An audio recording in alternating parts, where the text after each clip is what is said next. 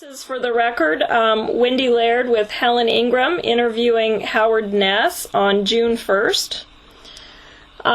What we'd like to start with, Howard, is how you became involved in your work. You've had an extensive career with the Park Service, and we actually want to go dig back into your history. Why the Park Service? What compelled you to even get involved in resource conservation at all?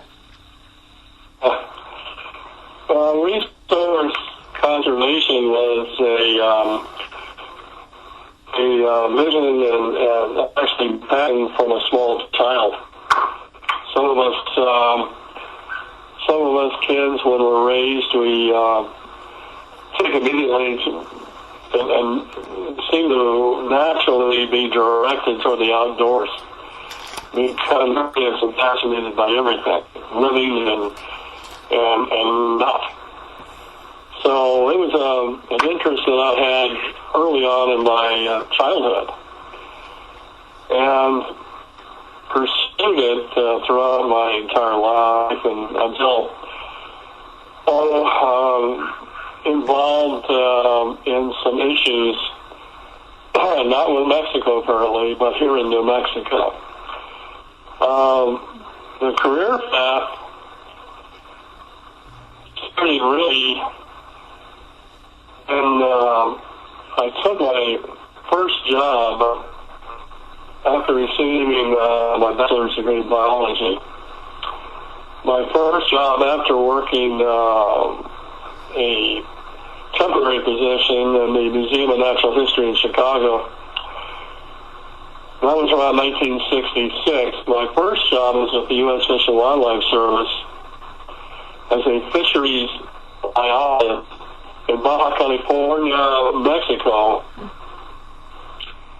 about 40 to 60 miles north of the Cape. And we were working inside the Gulf on Pacific billfish, striped marlin, and sailfish. And I was sent down there as a young fellow, and my goal was to encourage sport fishing clubs made out of San Diego that were coming down to the peninsula to fish for billfish, and also to encourage the sport fishing captains, the Mexican captains, to release billfish after they were tagged, to acquire data, catch and release and return, very, very low returns, less than 1%, on migration habits, particularly of Pacific striped marlin. Oop, did I mess that up? It's really challenge I had working with individuals and the natural resource. Probably one of the best jobs any biologist could ever have. Certainly in a marine environment, and that the goal was simple: to catch, tag, and release striped marlin, to have the tags picked up at the Japanese commercial fishing fleet, hopefully returned to get an idea of the effort, the mortalities of that resource from commercial fishing conducted by Korea and Japan. That was the first job I had, and that introduced me to Mexico in a very meaningful way, and immediately fell in love with Mexico, its culture. The people were very accommodating, very kind, generous too, and it was just a wonderful experience. So that greatly influenced international involvement later on in my career. I worked actually for 3 departments of government. The U.S. Forest Service, which is the U.S. Department of Agriculture, as a firefighter. U.S. Department of Commerce, NOAA, as a fisheries economist in Alaska, where I became involved in some international fisheries issues with Japan and Russia, and certainly the Alaskan commercial fishing industry, after limited entry was enacted in 1977, limited in that commercial fishermen, their efforts and their future ability to fish all resources within Alaska during 6 and 12 miles would be based upon grandfathering rights, fishing rights. In other words, effort by the state of Alaska was being severely curtailed. Not based on quotas, but based on effort. From there, I went down to Southern California and headed up a fisheries development program off the California coast and the far western Pacific, and worked with the United States tuna fleet on various issues. And later, in 1986, I applied for a job as a fisheries attaché for Latin America to the U.S. State Department. And got that job, and it was fairly highly politicized of the U.S. tuna fleet against the Gulf shrimping fleet in terms of their candidates to serve in that position in Mexico City at the U.S. Embassy. Anyhow, I got that job, and it's one that I had wanted for, kind of targeted for years. And I worked in Mexico City and in Mexico and Central America from 1986 through 1991 when I returned to the United States. The involvement with the Park Service, here we are, U.S. Department of Interior, yet another department in government, began in Mexico City when I negotiated for them the ambassador, and then the TDUI, the Mexican Environmental Agency. Again, if I recall, that was about 1988, when the Park Service and a group headed up by Sharon Corey out of Washington, Jim Carrico from Big Bend, and Ramon from Big Bend, and I then stationed in Mexico City, negotiated an agreement with TDUI to allow cooperation between the Park Service and the Mexican government. And I think, little did I know at that time, that would be the agreement that I would begin working with and under when I joined the National Service at John Cook Station in January 1991. When I left the State Department, went back to the U.S., to work for the Park Service, and was out of a position, no funding, and just idea, and a vision that at that time John Cook, who headed up the region out of Santa Fe, had to better cooperate with Mexico. We obviously have had parks along the border with Mexico. And at that time, the Mexican government had shown a great deal of interest in cooperating with the United States on land management conservation issues. And before I left the embassy, I got very much involved away from fisheries issues to land conservation issues. We felt back in the late 80s that the tuna fishing dolphin problems that Mexico was encountering with the United States, we embargoed tuna products because they were catching too many dolphins in their purse seine sets.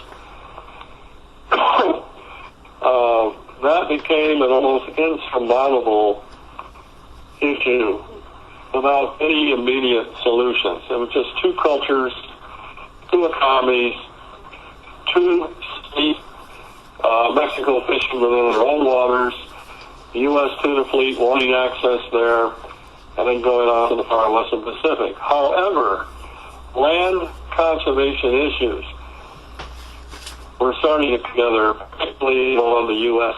Mexico front or border.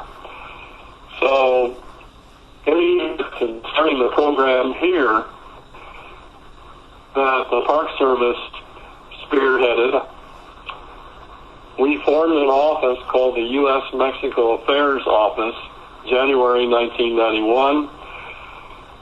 I soon gained support from Congressman Steen and Senator Bingaman, so we had bipartisan support.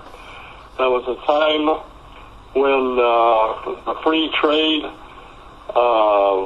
issues were an act were being debated. Later on, of course, free trade became law here in the United States. It was very much supported by President Clinton. Again, the free trade negotiations, the conservation issues started to come to the foreground between the two countries. The cooperation, again, greatly increased in the late 80s into the early 1990s through 2000. Am I going up? No, this is actually good for you. No, this is perfect. And in fact, you are the first person that's really mentioned free trade and NAFTA in all of this discussion that we've had. It sounds like there was a process that was being built up, and you were spearheading and very instrumental in taking advantage then of a international look at or intense interest in the border that hadn't really been there before. Absolutely. Of course, this was a economic objective between, actually, remember, Canada is involved in it too. That encouraged cross-border trade, but it really helped elevate conservation concerns as well. And conservation includes, at that point, environment. The EPA got involved with air and water quality problems, with manufacturing on the border off San Diego, Tijuana. Pollution was and is a problem off of Otay Mesa, where polluted waters get into California. Air quality was a problem. Douglas, Arizona. The U.S. Let's see, it was Kennecott, Phelps Dodge Copper Company agreed to stop smelting in Douglas. I don't know if you're aware of this, because of pollutants that were going into Mexico. And that was negotiated before free trade, but was really one of the earlier environmental quality problems that was discussed and agreed upon. Naturally, the flows of the Rio Grande were water quality and water quantity and allocation became more to the foreground. The IBWC, International Boundary and Water Commission, was highly involved, still is, with water releases, water quality, environmental, ecological problems associated with the effects on water flows on the riparian environment of both sides of the border. I brought Big Bend National Park guys and the Mexican government closer together, talking about water issues. And that was before the Mexican government actually formed protected areas across the Big Bend and Oregon Pipe. And by the way, you're focusing on the Western Desert and the Sonoran Desert in this. Yes. Yeah, the Gulf of California and the Pinacotes and the sort of Western deserts. Yes, Colorado River. But as I wouldn't spend much time at Big Bend, except that visually it had. People could envision, because of a shared mountain range and the Rio Grande, it got a lot of attention and still does. Well, I don't know about today. Not much of this is getting attention these days, at least on the conservation side of things. Anyway, the Mexico Affairs Program eventually, thanks to,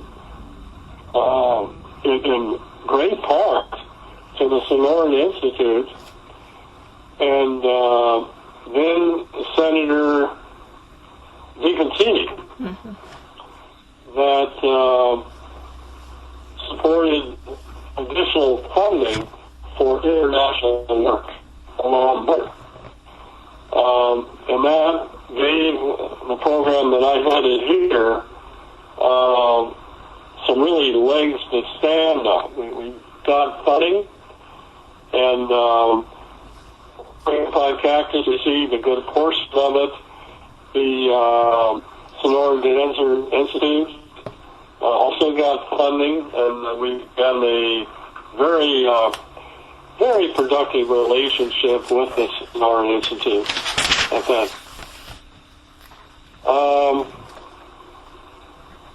The Mexico Affairs Program was funded up to a level, I think by the time I retired, it was around $900,000 in base funding for the National Park Service. So from 1991 until,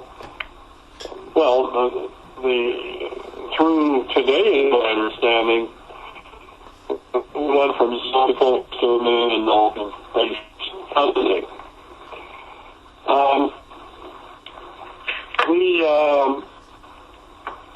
The evolution of cooperation between Mexico and the United States and conservation affairs really began back when Carlos Salinas was president of Mexico.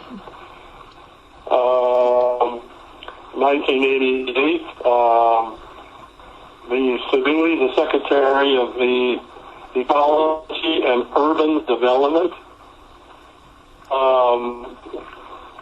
You don't need the acronym in Spanish, do you?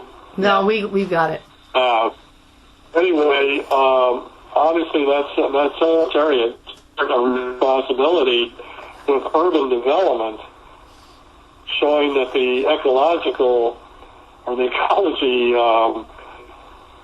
program elements were important, but certainly not as important as urban development.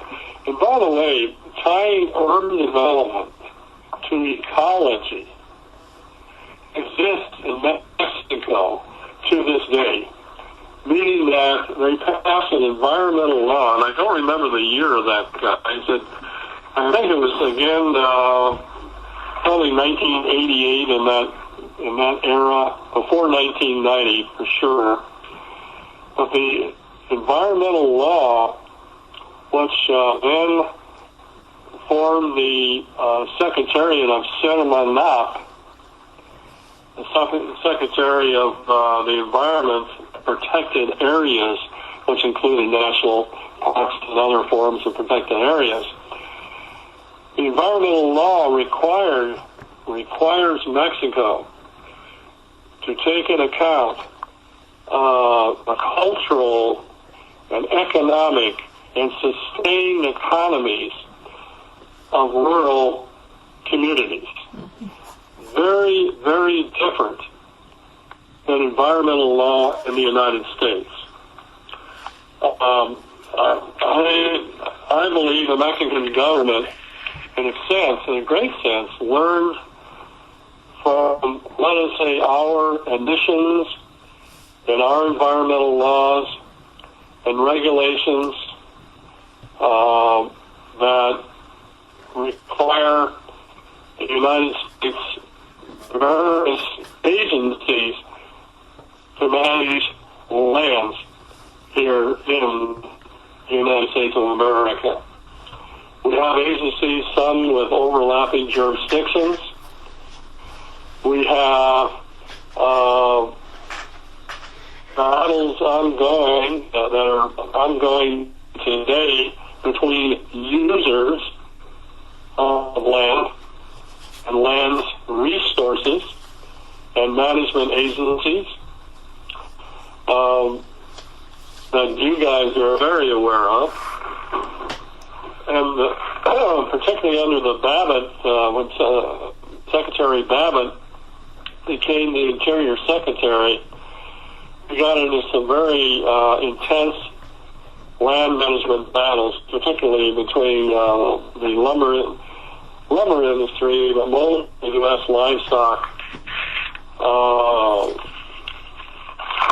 agricultural sector, resisting reform in managing lands for multiple use. The Mexican government took note of this, and in their legislation, when they were required, or when they formulated management plans, and this includes Pinacate, the natural protected areas across from Big Bend, requires the Mexican government to recognize the inhabitants living in the protected area, being sensitive to and preserving their dependence on natural resources and agriculture. And it's really very interesting when the Mexican officials finally started funding managers to head up and enforce regulations to manage these Mexican protected areas. They worked, and I'm sure still do, very closely with the folks who live there. And I think that's a very interesting and a very important distinction between the two countries. We're not going to re-legislate our management policies. Well, we may in the Gulf of Mexico, but we're not going to do any re-legislation. And we're still today, I think, suffering unnecessary conflicts between users. The Mexican government, while the legislation is not perfect, I think recognizes and circumvents some of this. I wonder if you might comment a little bit. We've heard a lot of things from and the evolution of your involvement in sort of mostly governmental arenas, and you talked about the Sonoran Institute, but I wonder if you might talk a little bit more about the relationship between getting money maybe for the Mexico program, the increasing interest in the border in the early 1990s, and perhaps environmental groups and their support, or was it really the shifting of the agenda to free trade that put this on the agenda? What made this whole issue of transboundary parks and resources so important at the time that we're talking about here? Yeah, Good question. Free trade propelled the governments to come forward and get together. NGOs, both in Mexico and the United States, were very key to enhancing cooperation between Mexico and the United States. There is no doubt about just name the World Wildlife Fund, Nature Conservancy. How many? I mean, you could just go down a list of agencies or NGOs rather that have representatives both in Mexico and the United States working together.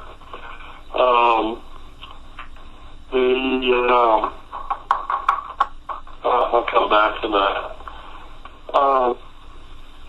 The Department of the Interior, when that came in, he was actually very interested in Mexico and Latin America.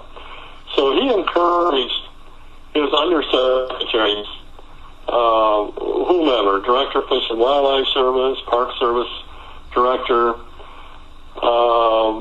Assistant Secretary, to engage with Mexico. Wendy, I think you very well remember that. Yeah. The Interior folks were in the foreground. I don't know. Washington supporting these. In the National Park Service, the interest that we meaning my office, and I say mine, Ramon Olivas worked with me as others did through the years. Ramon was with me.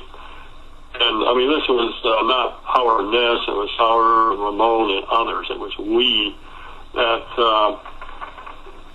this great work, great in the sense that it was promoted cooperation. That's what I mean.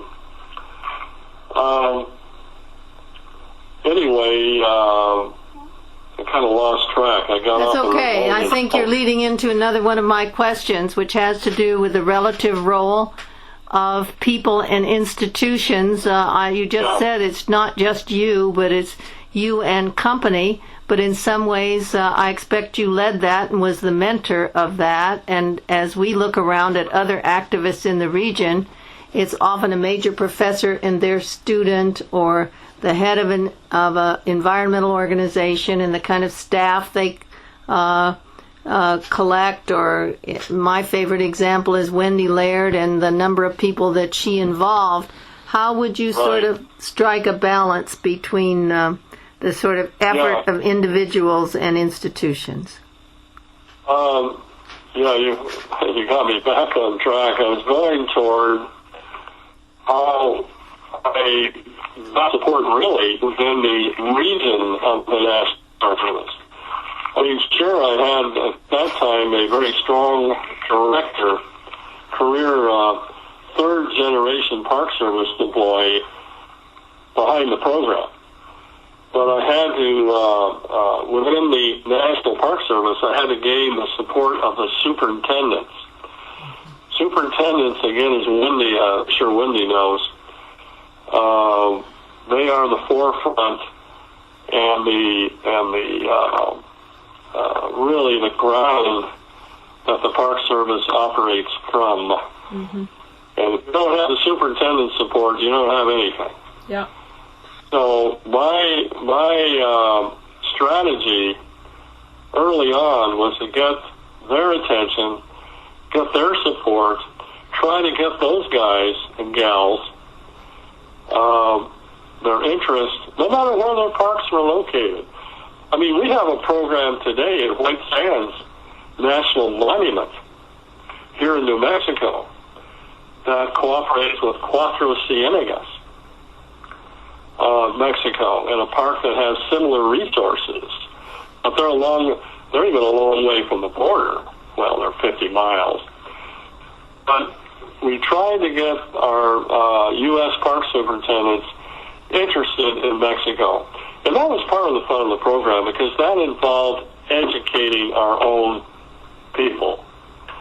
So we designed courses for National Park Service superintendents and their employees, no matter what park they were from.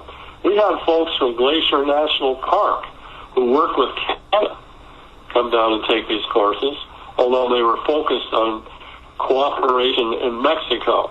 Mm-hmm. And gradually, the park superintendents grew to support this program, got involved with Mexican managers, formed professional and personal relationships with them, took trips to their parks, to the Mexican protected areas, as they're called.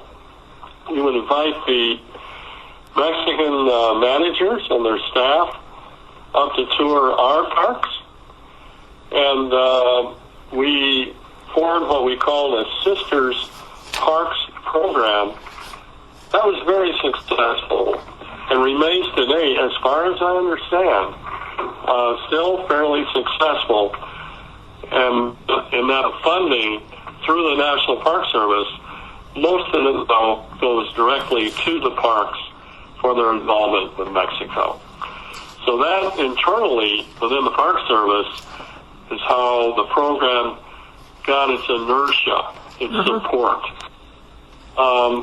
With the other agencies, Fish and Wildlife Service,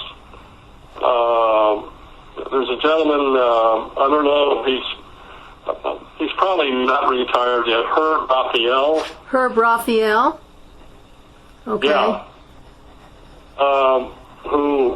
Wendy, is he still around? I don't know. I'll check.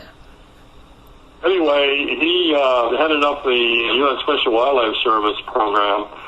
Very good, strong program, which was up and running years before we got started in the Park Service and here in the border.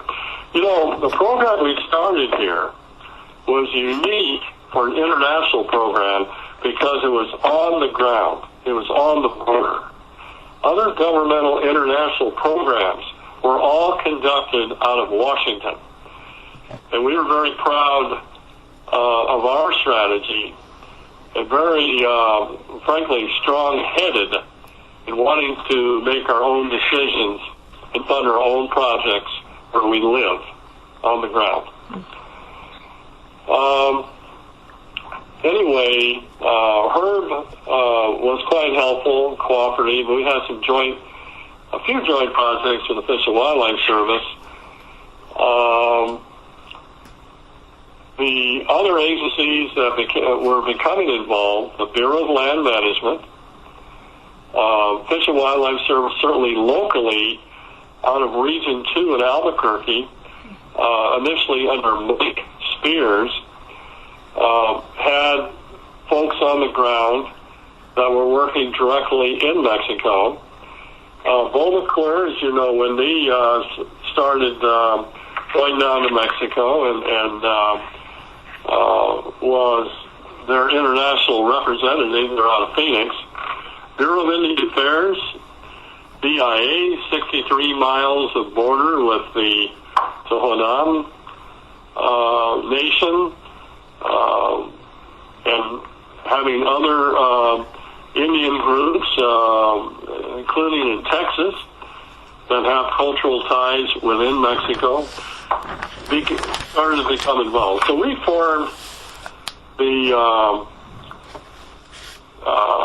Field Coordinating Committee, FCC.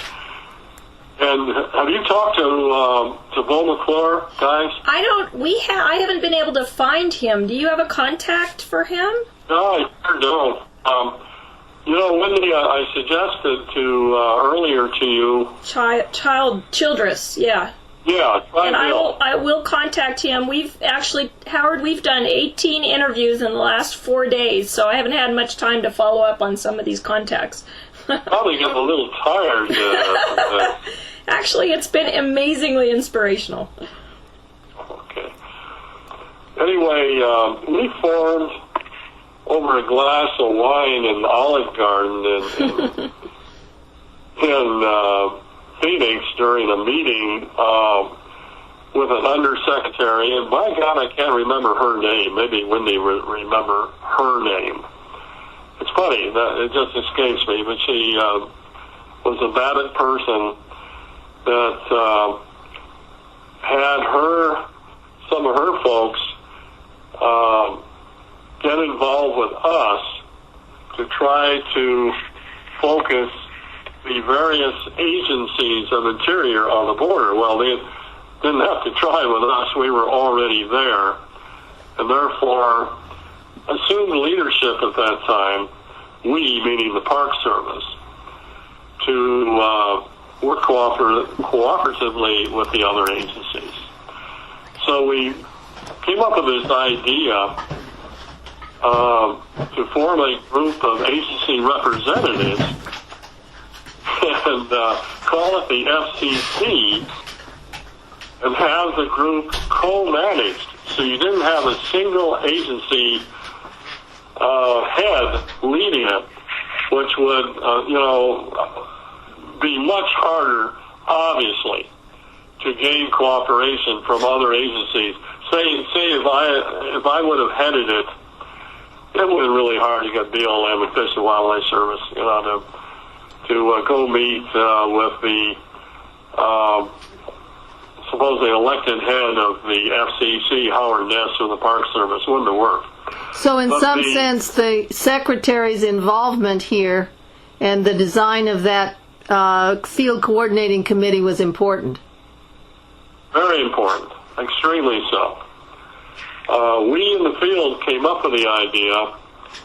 The Secretary embraced it immediately, and we decided to have it headed up by the Park Service, BLM, and U.S. Fish and Wildlife Service. That is the agencies that really have the skin in the game, that have lands that are managed on the U.S. Mexican border. But that, made perfect sense to us. It still does today. The FCC began to fund projects. I brought money to the table out of the Park Service program, and then the Secretary's office offered funding, and we, as a group, met and listed a priority of projects through, we did our own advocacy and what's it called, a group, whenever you have a facilitator. We did our own facilitation, but I think it was quite objective in doing this. But resources, the fact you had money, that was important too? Oh yeah, it was. It's all about the money. Yeah. Not all about it, but money counts, doesn't it? And the money goes back to the involvement, really, of NGOs as well as Park Service personnel. Were there also things going on in terms of your programs, planning processes, renewals, deadlines that put this on the agenda beside the free trade agreement? Yes, absolutely. I mean, free trade wasn't even, discussed in those meetings and forums. Most importantly, we were looking at various Mexican protected areas and looking at the lands that we manage in the United States and trying to get resources to enhance and encourage planning. You mentioned planning. Well, I'm neglected to talk about planning, but that was a very, very important part of these initiatives. And I'm talking about FCC, and then getting back to the program I headed. We had training programs where we funded the travel of Mexican protected area employees to come and join us in a classroom environment and talk about resource planning. That was very, very important for the Mexicans as well as us. More so than the beneficiaries, the main beneficiaries of those planning sessions and courses were the Mexican officials. Managing protected areas was a brand new exercise for Mexico. They never had, in their entire history, from Cortez on, management was never really brought to the foreground. Government policy and some planning, obviously, with it, mostly economic planning and plans, but not for resources. Resource planning was not part of the Mexican agenda. I'm kind of interested in the sort of guiding vision here that, clearly your long-term interest in Mexico was important here, and the official interest of that part of the Park Service. But was it a sense of the ecological integrity, which was transboundary? Was it a sense of a desire to establish an international park, or both of these things? What was the kind of governing vision at this point, if there was one? Well, all the above. And I know you guys and Wendy, very aware of the desire to form international parks. And right. I don't think I have to go in that. You guys are experts on the history of where that was and where it went. And I wanted to put it in perspective about how important it was in your thinking and in the Park Service and the thinking in the Department of Interior. And Howard Ness's thinking, that was not the end game. Okay. Howard thought then and do now that the political,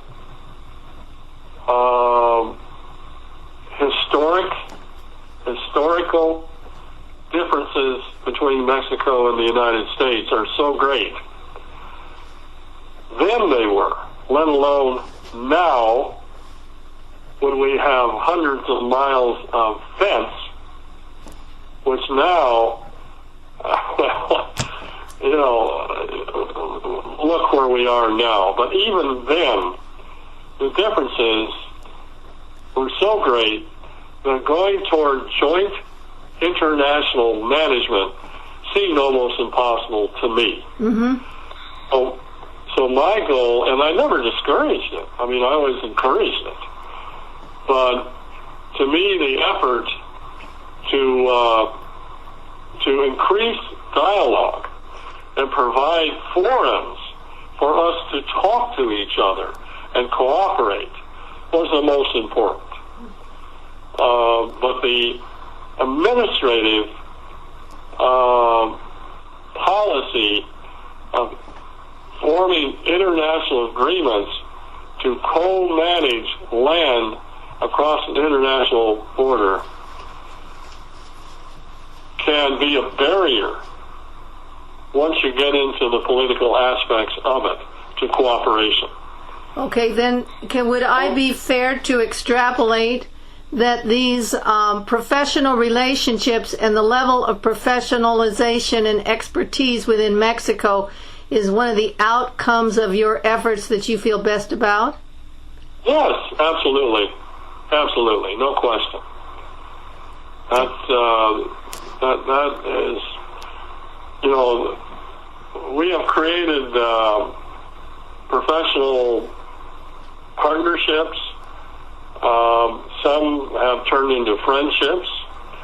We have raised, at least in the past, and I know it persists today, a level of trust between individuals in two nations. And with all our problems ongoing with Mexico today, we need to go into what's going on. No, we all know it. We all know it, with all the negativity that we have to and must deal with. These conservation partnerships, some of them still exist. I know they do. Well, then, And go ahead. I was just going to then go on to say it's sort of our thesis that when times change, as they inevitably do, it will be possible to rework these friendships, and they will be the basis of from which we move forward. Yes, I have thought of that. We're certainly still going the wrong direction on the border now. But when it comes time, let's say another administration, if we ever get the immigration law straightened out, and I'm sure in Obama's administration, he will have to confront this certainly early next year, if not this year. If we get immigration laws straightened out in this country, we can then move back, and border protection is another issue. That is, you just can't relate that to what we are talking about. Mm-mm. It's a barrier, both policy-wise and now physically, a barrier between us. But I think once we straighten out the immigration issues, best we can get back to some of these partnerships in conservation we have been talking about. So you're relatively optimistic about this. We talked to one person who's made over 500 trips to the border, and he said he wasn't going anymore, that it all began to feel hardwired, that the chains were permanent. That's not how you feel. Absolutely not. I went to I'm a Rotarian here in Las Cruces, and I went to a Rotary meeting, and this guy, this historian, retired university professor, by the way, I taught here at New Mexico State as well when I was in this program. But he got up. He's a expert on the Mexican border, particularly Ponce Villa and that U.S Mexico war. And he gave a dreary, he said an historian should not predict the future. And after he started predicting the future, I really agree with him. He gave a total negative. Mexico's changed forever. Nothing will be the same. Blah, blah, blah. Don't underestimate Mexico in its evolution. Mexico will get over the drug thing. They're going to get by this. In the 1920s and 30s, we had a little microcosm of this. It was called Al Capone. We had, during Prohibition, crime, murder, extortion became part of our society in the way that we seem to accept it, or had to accept it. Now that's just, that doesn't compare to drug cartels. No, it doesn't. But we've been through our own criminal cultures here in the United States, and we still have them. We most certainly do. We have drug trade within our borders, don't we? We sure do. That's conducted mostly by American citizens. These are not Mexicans sneaking across the border with backpacks. Yeah. Yes, and they're bringing drugs to some people who don't look like Mexicans. No, they do not. Anyway, Mexico will get past this phase. I know Colombia, although they're still growing lots of dope down there, but they have gotten their cartel and drug lords pretty much under control down there. And it's taken them 20 years for them not to have such a strong influence in the Colombian government. Mexico will survive this. And, you know, to me, they are some of the most flexible, innovative folks anywhere on the globe. And they've been through many, many hard times in the evolution of their society and their government. And they'll get through this. No, hell no. I don't know, you know, the barriers would seem so permanent. I don't know if in our lifetimes we'll see the fence come down. Maybe we will partially, huh? But we'll get back our good relationship with them at some point. And again, getting back to the conservation relationships, that's a good place to start. Okay? Yes. I was going to ask you something a little different, and that is related. We spent a lot of time talking about processes and institutions and people. And while we've talked a little bit about physical things like the wall just now, the fence, but are there other non-human living things or physical manifestations that you think are critical for this? I'm talking about this at least in part because some people have mentioned the unworldliness of the Pentecote that they just fall in love with. Other people have talked about iconic species. Do you have something to contribute to that conversation? Do you think that's important? Or in the world of parks, is there always yet another species that one can point to as important? Well, now, you know, to answer that, I'd have to get, you know, the first thing that jumps in my head is the Rio Grande. Okay.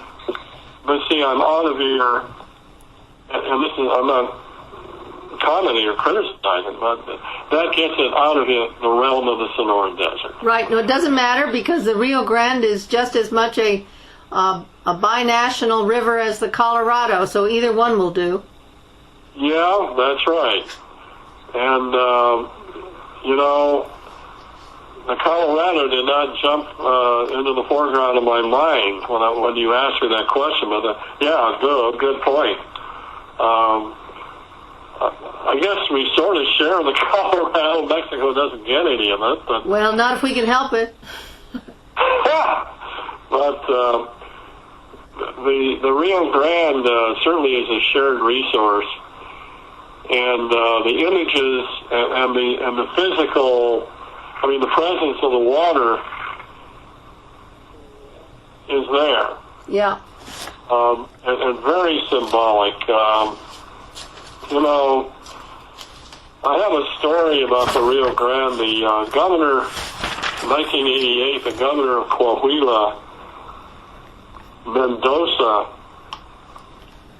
by the way, who came to the U.S. Embassy when I was there to try to talk about an international park at Big Bend. And he was very interested in international cooperation there. But anyway, he visited, he was, of course, from the state of Coahuila, and he took a tour of that region on the Mexican side, which has the highest, most beautiful features in the Sierra del Carmen mountains. Then a very wild area, and still beautiful area.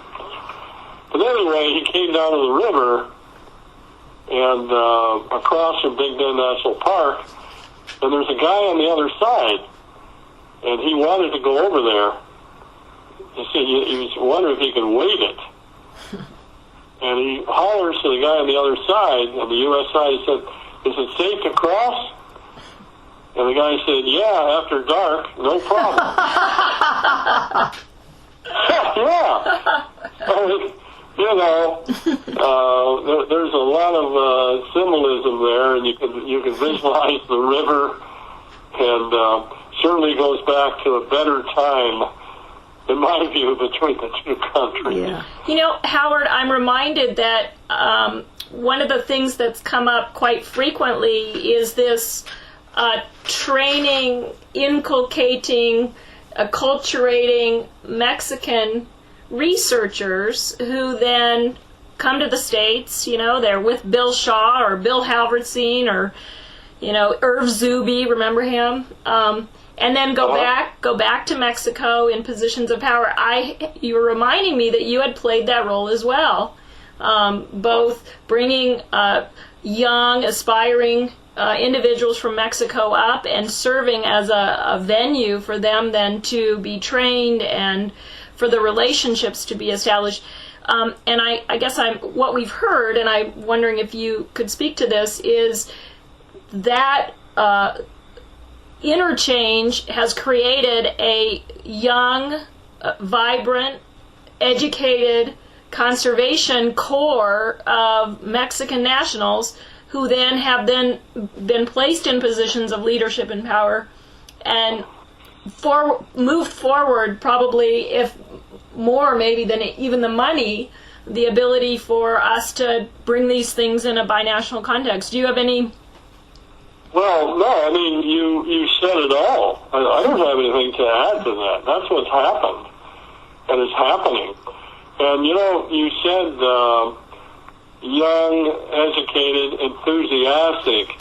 You really hit on it. I mean, a great part of the fun of the endeavor I was involved in is working with these young, aspiring managers. It was, you know, they would come across and inspire us with their enthusiasm.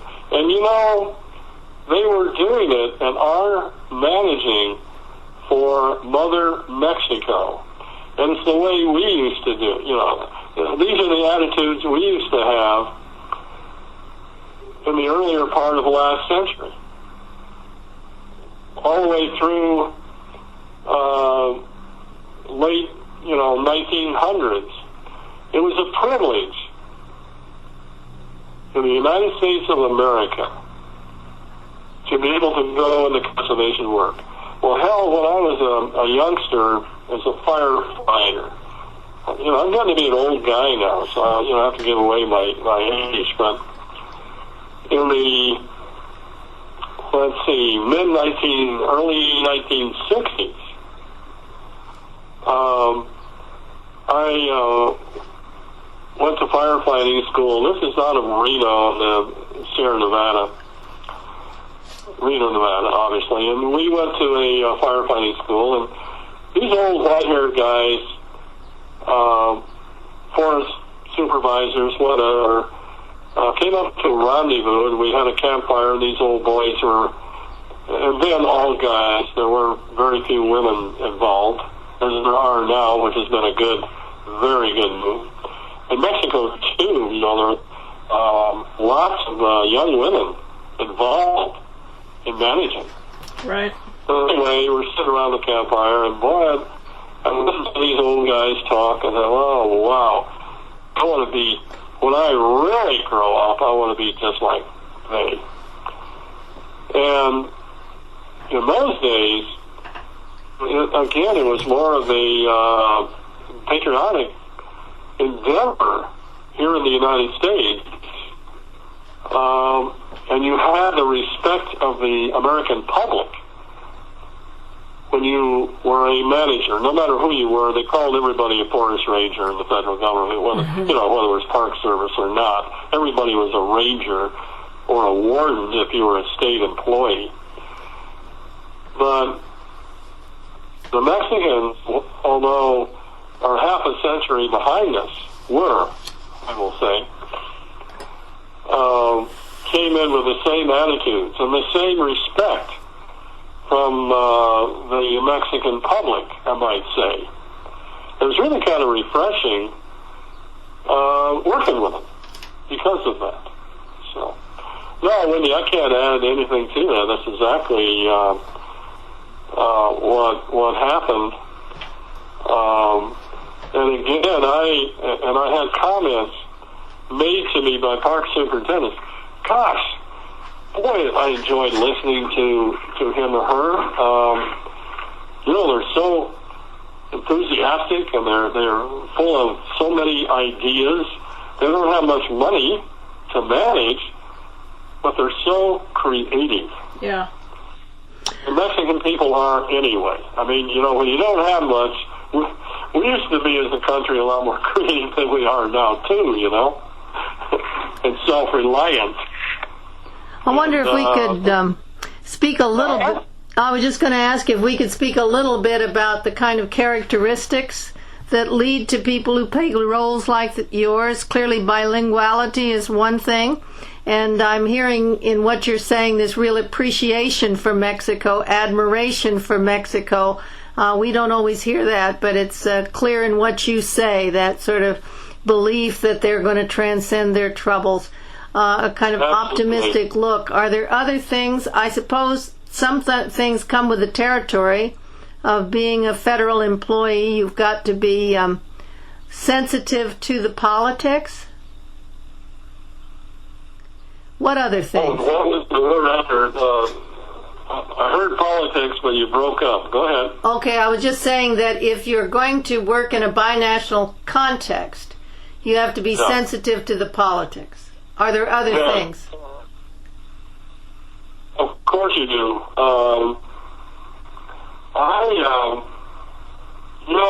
In my tenure,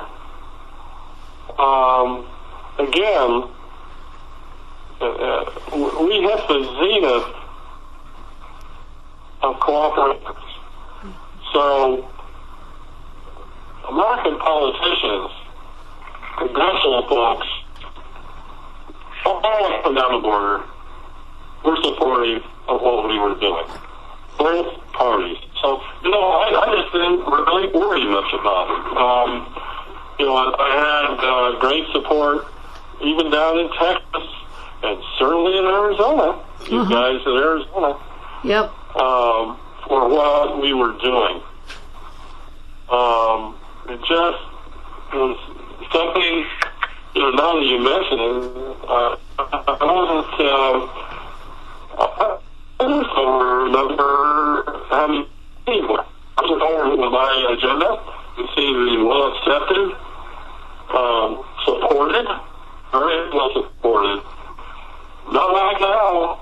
Yeah. I mean, I would hate to start this program in Arizona now. Yeah. Yeah, but it was different, guys. I didn't worry about it.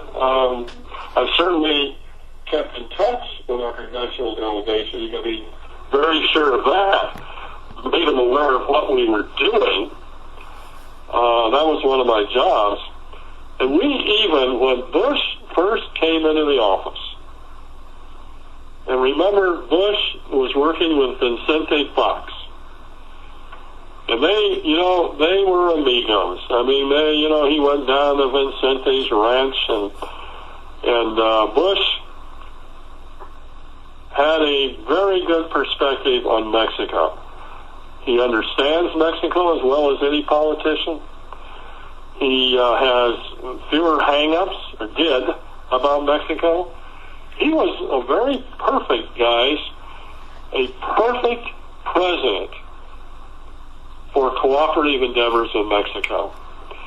And Bush, the president himself, was aware of these programs. Of the FCC, he knew about my program because park superintendents, a couple of them went to the White House and gave presentations to White House staff about U.S. Mexico government cooperation.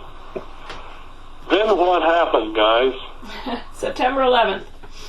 9/11. Yeah. I got up one morning and I wanted to bring this. I wanted to talk about this a little bit, and it leads us to where we are today, of course. But then I saw it hit.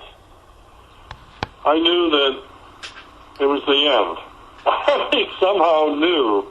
Well, we knew then, although we were in shock, the world had changed. Yeah. of course, we had to realize more about what was behind these acts. But, the facts came out very rapidly. And I went to the office, and I had a couple of university students working for us, Ramon. I had a temporary employee, a loaner from Fish and Wildlife Service, and we sat down and met, and I said, well, the world has changed, guys. I don't know where we're going to go, but this is going to affect us and what we do greatly. Now, that doesn't make me a genius or a soothsayer or whatever. But turn the tape up about another 2 months, and the Consulate General for Mexico, whose office is in El Paso, came up to have lunch with me. And we had lunch, and we talked about some of the good things we had done. The Consul General was very supportive of programs. They all were. And we walked out of the restaurant. He grabbed my arm and, kind of affectionately held my arm. Mexican men will do that. As we walked, he said, well, it's all over, isn't it, Howard? I said, yep. I think for now, it's over. And that was the realization that we had. And unfortunately, it's led us to where we are now.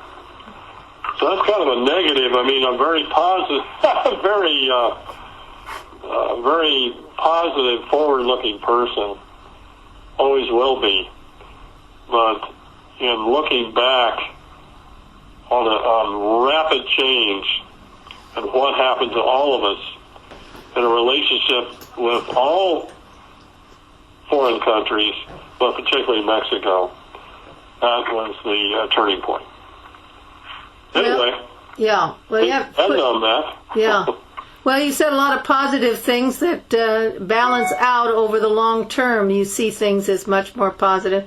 I'm wondering if there are people we need to get Howard's ideas about, people we should talk to. Well, you had suggested Childress, and I've got his contact information, and Rick Labello, got that. Yeah.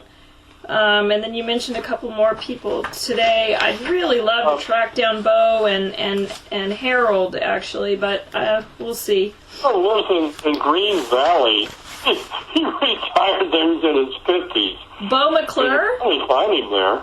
I'll find him then. I haven't, since he retired, I haven't seen or talked with him. Okay. I think Bill Childress will be a very good starting point here in Las Cruces. Again, because he's got a guy that's been very active in the FCC, and he can lead you to other folks who are active. Also, the superintendent of White Sands, his name is